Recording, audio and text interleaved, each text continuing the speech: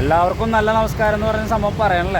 കാരണം എൻ്റെ പിറകിൽ നിൽക്കുന്നത് മണിച്ചാൻ്റെ ഓട്ടോ സ്റ്റാൻഡിലെ ഓട്ടോ തൊഴിലാളികളാണ്. ഈ ഓട്ടോ ഓടിച്ച് കിട്ടുന്ന തുച്ഛമായ വരുമാനം കൊണ്ടാണ് ഇവരൊക്കെ ഈ കുടുംബം പുലർത്തുന്നത്. ഇത് ഈ കസേര മനുഷ്യന്മാരെ പോലുള്ള ആളുകൾക്ക് അറിയില്ല. ഇപ്പോൾ ഈ സൗത്ത് ജംഗ്ഷനിൽ ഈ തീട്ടം മണക്കുന്ന ഈ രീതിയിലേക്ക്, തീട്ടം മണക്കുന്ന സൗത്ത് ജംഗ്ഷൻ എന്ന് പറയുന്ന സംവിധാനത്തിലേക്ക് മാറി തുടങ്ങിയിട്ട് എത്ര മാസങ്ങളായി. ഈ ഓട്ടോ തൊഴിലാളികൾ തന്നെ എത്ര പ്രാവശ്യം ഇത് പറഞ്ഞിട്ടുണ്ട്. ഞാൻ തന്നെ ഇത് രണ്ടാമത്തെ വീഡിയോ ചെയ്യുന്നു. എത്ര പത്രവാർത്തകൾ. എന്നിട്ടും ഈ വിഷയവുമായി ബന്ധപ്പെട്ട് ഒരു ഇടപെടലും ചെയ്യാതിരിക്കുകയാണ് ചാലക്കുടി നഗരസഭ.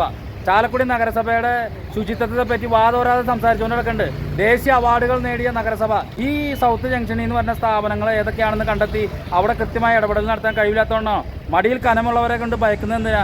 ഈ തെരുവോരങ്ങളിൽ താമസിക്കുന്ന പാവപ്പെട്ട കുടുംബാംഗങ്ങളെ വീടുകൾ ഇടിച്ചു നിരത്തി കളയാൻ എന്തൊരു എളുപ്പമാണ്. ഈ സംഭവം എന്തുകൊണ്ടാണ് ചെയ്യാത്തത്? വലിയവന്മാരോട് അടുക്കുമ്പോൾ അവരുടെ സേഫ്റ്റി ടാങ്കിലെ തീട്ടവും അവരുടെ സകല സാധനങ്ങളും ഈ പറയുന്ന ജംഗ്ഷനിൽ കൂടെ ഒഴുക്കാൻ പറ്റും. ആ മണവും ശ്വസിച്ച് ഈ തൊഴിലാളികൾ മാത്രമല്ല, ഇവിടെ ഇരിക്കുന്ന കടകളുടെ ആളുകൾ ഒരക്ഷരം സംസാരിക്കാൻ പറ്റില്ല. ഇതുപോലെ വൃത്തിഹീനമായിട്ടൊരു പട്ടണമാണ് ദേശീയ നിലവാരത്തിൽ 4ാം സ്ഥാനം നേടി 5ാം സ്ഥാനം നേടി പറഞ്ഞ് കീർവാണം വിട്ടുകൊണ്ടിരിക്കുന്നത്.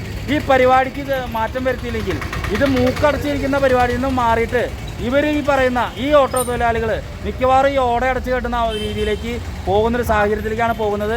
ഇതുമായി ബന്ധപ്പെട്ട് നമുക്ക് ഓട്ടോ ചേട്ടന്മാരോട് ചോദിച്ചറിയാം. ഇവിടെ കുറച്ച് ദിവസങ്ങളായിട്ട് ഈ സർവീസ് റോഡിൻ്റെ സൈഡിൽ കൂടെ മലിനജലം എവിടെ നിന്നാണ് ഏത് ബിൽഡിങ്ങിൽ നിന്ന് ഒഴുകി വരുന്നത് യാതൊരു പിടിപാടില്ല. അത് നമ്മൾ മുനിസിപ്പാലിറ്റിയിലും ഒക്കെ നമ്മൾ അറിയിച്ചു. അവർ അതിന് വേണ്ട നടപടി സ്വീകരിക്കുന്നില്ല. അതുകൊണ്ട് ഞങ്ങൾക്ക് ഇവിടെ വണ്ടി ഓടിക്കാൻ പറ്റാത്തൊരവസ്ഥയാണ്. എന്നും ഭയങ്കരമാണ്. രാത്രി രാവും പകലും ഇതിങ്ങനെ നിരന്തരം ഒഴുകിക്കൊണ്ടിരിക്കുക. ചേട്ടാ, ഈ ഓണക്കാലത്ത് മറ്റേ മഹാബലിൻ്റെ വേഷം കെട്ടിച്ച് ശുചിത്വ യാത്രയൊക്കെ നടത്തിയില്ലേ? അപ്പൊ അങ്ങനെ ഒരു പട്ടണത്തിൽ ഇത് ഇങ്ങനെ ഒരു സംഭവം വരാൻ പാടില്ലാത്തല്ലേ? അതെ, അവരാണ് അത്.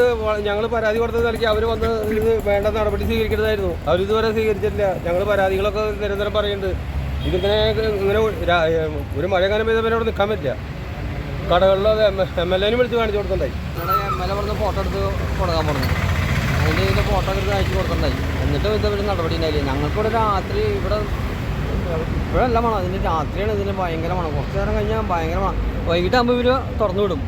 പകല് ഇവർ അടച്ചു വിടുകയും വൈകിട്ടാകുമ്പോൾ തുറന്നു വിടണം.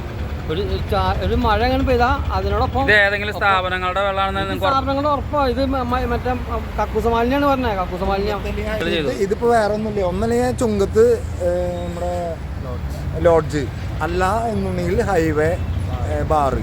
ഈ രണ്ട് ഇതല്ലാണ്ട് വേറെ ഒന്നുമില്ല. ഇവിടെ ഉണ്ടല്ലോ ഇവരൊക്കെ ചെയ്യുന്നത് തോന്നിയാസം തന്നെയാണ്. ഇവരോട് ഞാൻ നമ്മൾ ചെന്ന് ചോദിച്ചാണ്. വൈകുന്നേരം വന്ന് പോയി ചോദിച്ചു ഇത് തുറന്നുവിട്ടപ്പോൾ. അപ്പോൾ അവർ പറഞ്ഞ് ഇത് ഞങ്ങളുടെ അല്ലാന്ന്. ഇത് തന്നെയാണ് എല്ലാവരും പറയണത്.